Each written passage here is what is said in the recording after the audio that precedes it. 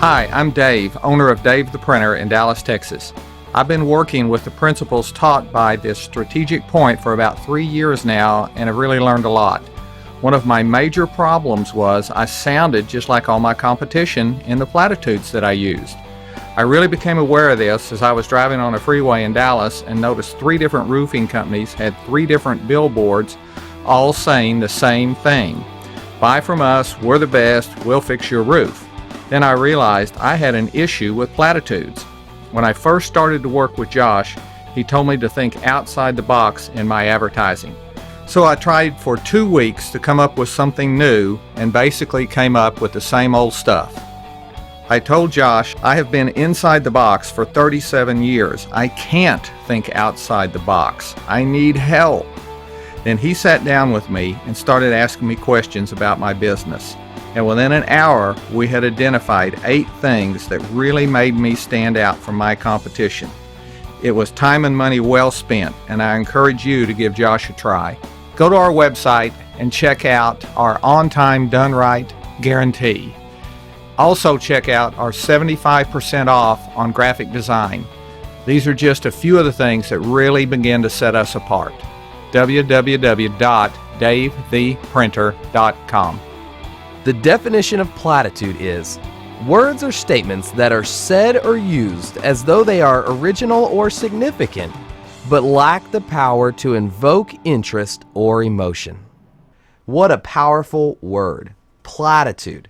Yet most business owners and marketing consultants don't even give it a second thought. If you were to look at 3 different companies in the same industry, would you take away a different message from each of their marketing campaigns? Did you realize that the average American will see or hear more than 5,000 marketing messages in just one day? Today, people are overwhelmed with ads on TV, radio, billboards, banners, emails, texts, yard signs, and even the side of buses and trains. How many McDonald's or Jack in the Box locations do you pass in one day? It's overwhelming to see how many types of advertising there are. Not too long ago, I decided to take my camera with me while driving on one of Dallas's busiest highways. During average traffic hours in midday, I started taking pictures of the magnetic signs on cars. I went back and counted them later. In just a 30-minute drive on this one highway, I counted more than 50 magnetic signs on the side of cars advertising their services. The problem was that not one of these signs mentioned how that business was any better or different than others. None of them interrupted me. To really interrupt consumers, you first have to know what your consumer is looking for and identify what is going through their mind. Your marketing should then repeat that message so that consumers can identify with your message and begin thinking about your offer. The bottom line is this: focus on what your marketing message is saying right now. Is it too general? Is it full of platitudes? Is it a common nomenclature that all your competitors are also using and saying in their marketing? I want to challenge you to stop using generic words in your marketing. Start saying something that will capture your prospect's attention. Allow me to walk you through a test that will identify if your marketing is failing the platitude test. Go online to any search engine and type in the industry that you work in, then hit enter. When the listings pop up, I want you to pick any one of the links that you find on the page, and I want you to print out the first page of that website you're now looking at. Next, go to your website, print out your home page, then lay both of them side by side. Now that both of your pages are printed out, pull out a highlighter and go through and highlight any phrases or statements that are identical from your page and on your competitor's page. How many times did you highlight a phrase?